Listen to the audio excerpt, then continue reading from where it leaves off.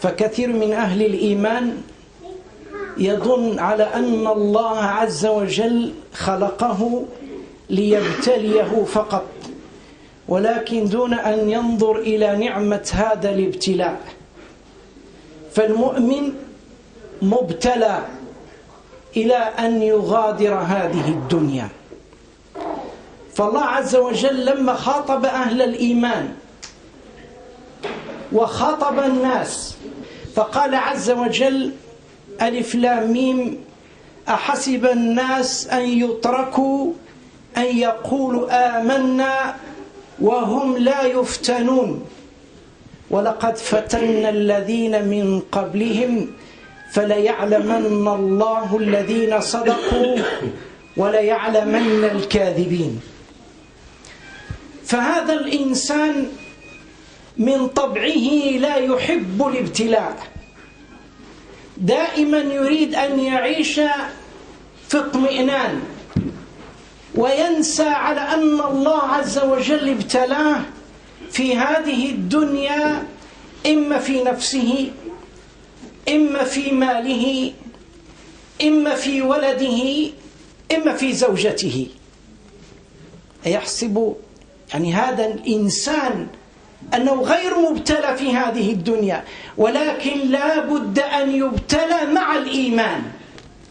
فهذا الإنسان هو من طبعه لا يعلم أن الله عز وجل ابتلاه في ماله أو في نفسه أو في زوجته أو في ولده. فلذلك نجد هذا الإنسان أول ما يفكر وهو يريد الزواج.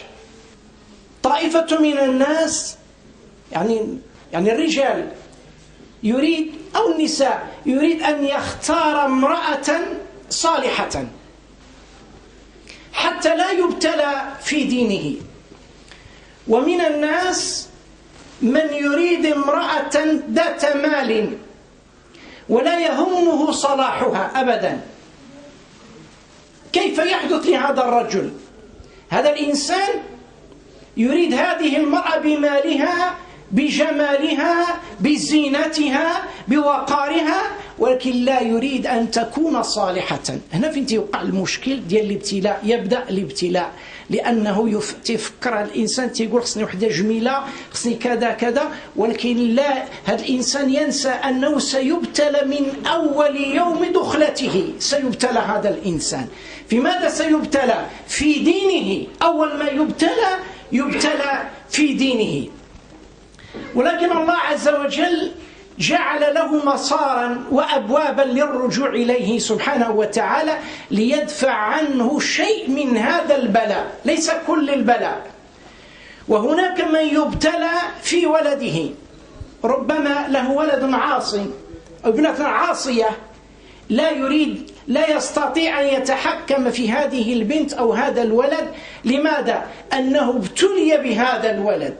وكذلك ابتلي بهذه الزوجة أو ابتلي في ماله فأصبح رجلا فقيرا. باش الإنسان ما يظنش أنه مؤمن بالله، علاش ربي شافني غير أنايا وبغى يبتليني. لا بد من الابتلاء، لا بد أن تبتلى أو بالمرض. هل هؤلاء بعد هذا الابتلاء هم صادقون في إيمانهم بالله عز وجل أم لا؟ باش الإنسان مباشرة بعد توبته يحط قدامه هذه الأمور، وهو أن الابتلاء فهو ساري المفعول في هذا الإنسان. انظروا إلى الصحابة رضوان الله عليهم لما ابتلوا في دينهم، في أموالهم، في أزواج. كل اللي خلى الزوجة ديالو سمح فيها وسمح في الولاد لأنها عاصية بالله عز وجل، وترك هذه الزوجة وذهب إلى دار الهجرة. لماذا؟ لينجو بدينه. كذلك هناك الصالحون، قصص كثيرة. انظروا إلى يزيد بن ميسرة رحمه الله، ماذا يقول يعني عن هذا الإنسان؟ هل هو صادق أم كاذب؟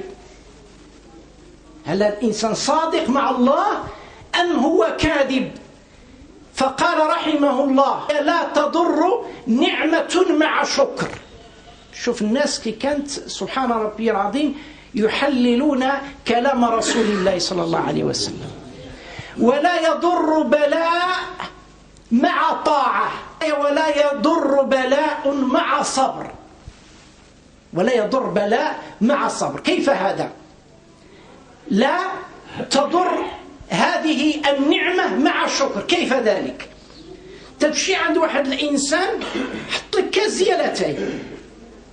كاس ديالتين، أو حط لك واحد الماكلة، حتى نخرجوا شنو تتقول؟ واش هذيك الماكلة دارها لنا؟ حطينا كاس ديالتين، اللحم ما طايبش، هادشي تنقولوه، اللحم ما طايبش، هذه كذا. لماذا؟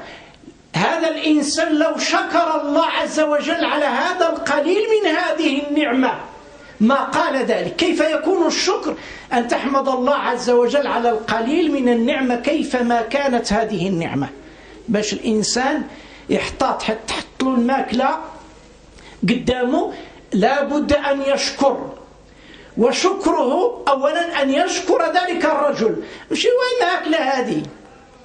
الناس معيدين ودايرين اللحم وحاطين الناس حاطين الشوا والكفته وحاطين طيب لنا الدجاج. ويقول: ولا يضر بلاء مع صبر.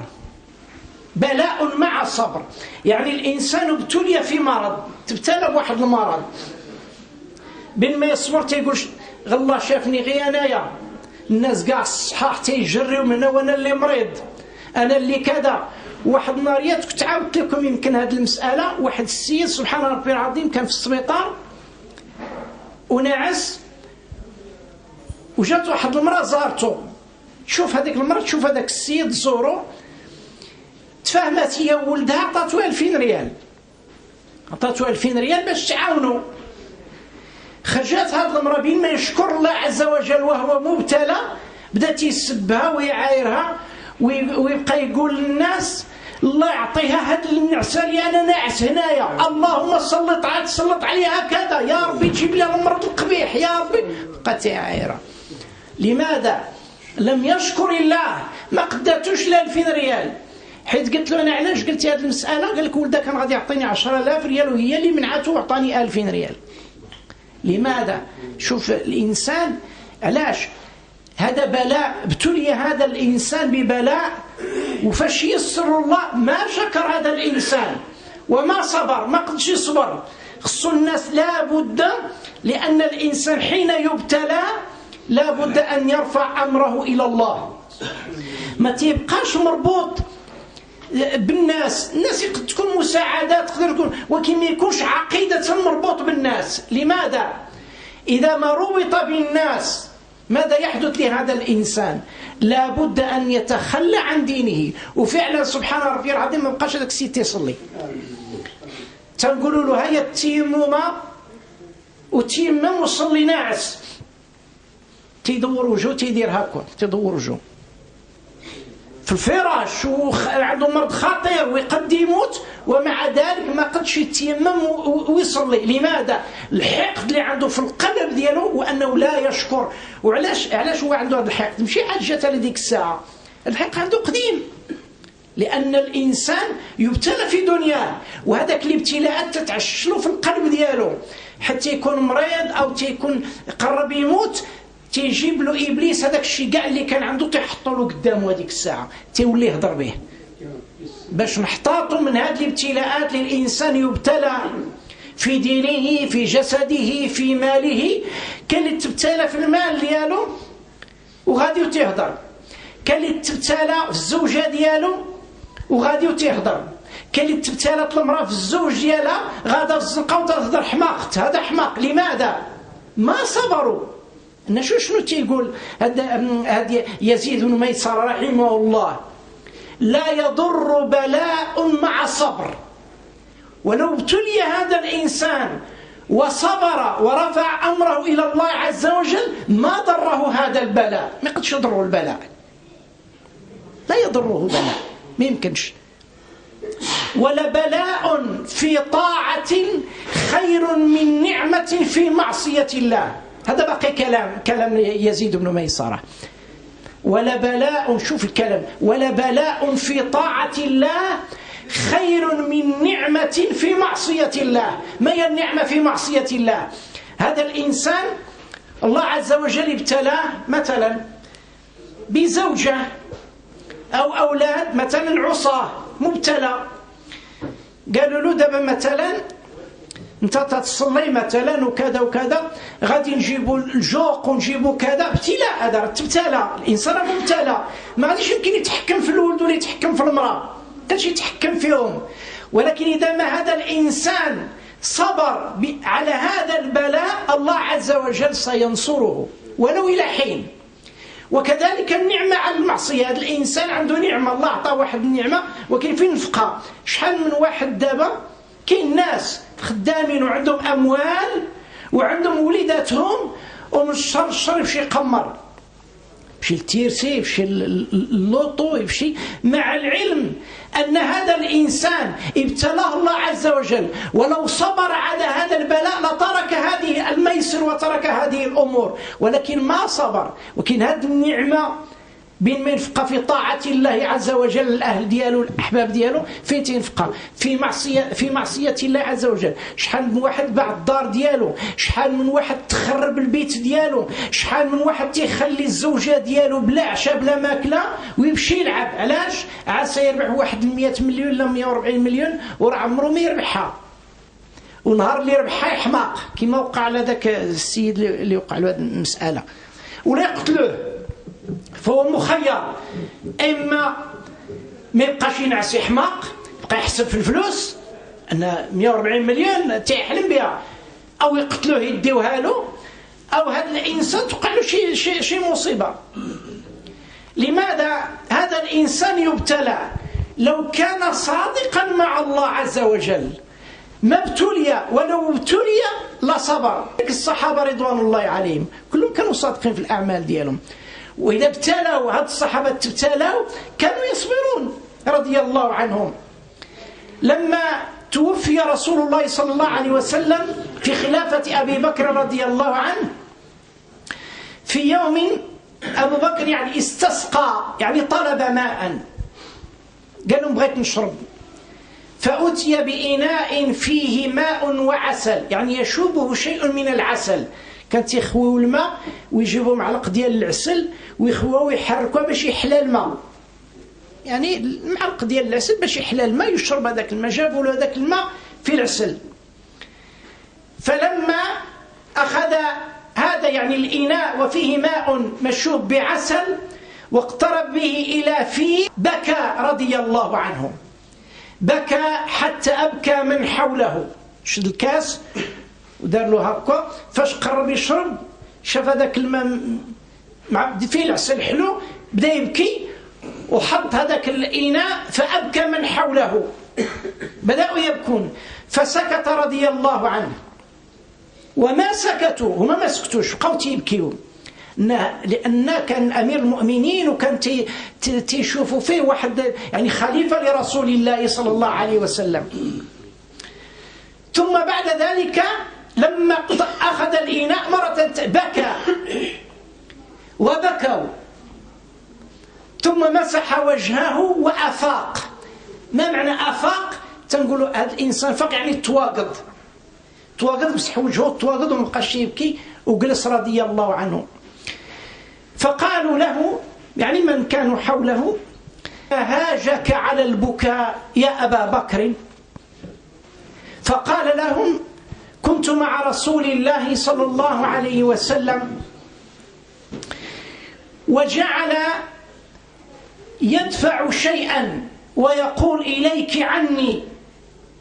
كان مع الرسول صلى الله عليه وسلم وجالس الرسول تيدير بيده هكا، يقول أبا بكر فلم أرى أحدا، نبي تيدير غير هكا بوحدو، ما كاين حتى شي واحد قدامه، كاين حتى شي واحد تيدير نبي هكا، ويقول النبي إليك عني إليك عني، ولم يكن أحدا. فقال له أبو بكر رضي الله عنه: يا رسول الله، تدفع شيئا وتقول إليك عني ولا أرى أحدا معك، فقال له النبي صلى الله عليه وسلم: تمثلت لي الدنيا وما فيها، تمثلت لي الدنيا وما فيها، فكنت أقول لها: إليك عني إليك عني. على كاس حيت شرب العسل. النبي كان تيقول له تنقول الدنيا، ولكن الناس غادي يجيو من بعدي أنا تقدر الدنيا تتركهم. فظن أبو بكر رضي الله عنه أن هذا الإناء المشوب فيه ماء مشوب بعسل أن هذا هو كمال الدنيا بالنسبة ما كان عند للفقراء، ما كان عند الفقراء. شوف يعني هذا الإنسان، حنا كاس ديالتي كان هذا الكاس ديالتي عن أبا بكر كون راح حطو دار بناقص، هي كاس ديال الماء ومخلط. لماذا؟ كان صادقا مع الله عز وجل، أن هاز الهم مع الناس اللي تيشربوا الماء وما لقاوش الماء، هو عنده كاس ديال الماء ومخلط بالعسل. يعني الإنسان كاس الماء مخلط بالعسل وتيشوف وحدين اخرين، الناس وحدين اخرين اللي ما لقاوش حتى الماء يشربوه، كيف يكون حاله رضي الله عنه؟ فالصحابة رضوان الله عليهم ابتلوا في حياتهم، في أموالهم، في أزواجهم، في الهجرة وغير ذلك، ومع ذلك لما صدقوا فالله عز وجل نصرهم ونصر هذا الدين. فلولا هؤلاء الرجال الصادقون، فلولا هؤلاء لضاع هذا الدين.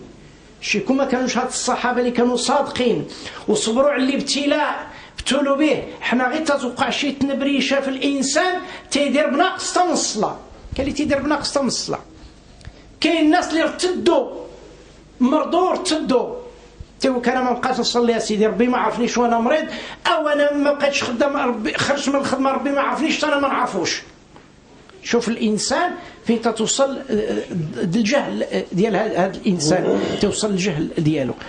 وشحال مره واحد السيد واحد النهار قال لنا فراش الموت وتيصلي العجب انه تيصلي هذا الانسان وزرناه. شنو قال لنا؟ قالنا بغيت نسولكم. قلنا له شنو تسولنا؟ قالنا واش الانسان حتى يدخل القبر حتى يموت واش يعاود يبعث؟ واش يبعث هذا الانسان؟ يعني ما بغاتش تدخل شو الشيطان يعني هو على فراش الموت وما دخلاتلوش في دماغه بان بعد الموت كاين البعث، ما بغاتش تدخل له، خصو يموت ما كاينش البعث. شوف الانسان لماذا ما كانش صادق في الصلاة ديالو، في العمل ديالو، في التصدق ديالو تجاه الله عز وجل. علينا بالصدق، كونوا صادقين في الأعمال ديالنا، أي عمل قمنا به، صيام، صلاة، حج، زكاة، أي عمل قمنا، ولو كلمة طيبة تكون كلمة صادقة. أنا بغيت نعرف على شي إنسان مشي نقول غير ندوز عليه مثلا، فلان جيت تغدى عندي غدا غير ندوز عليه، تكون نية صادقة، أن يكون صادقا في العمل، في القول، في الفعل.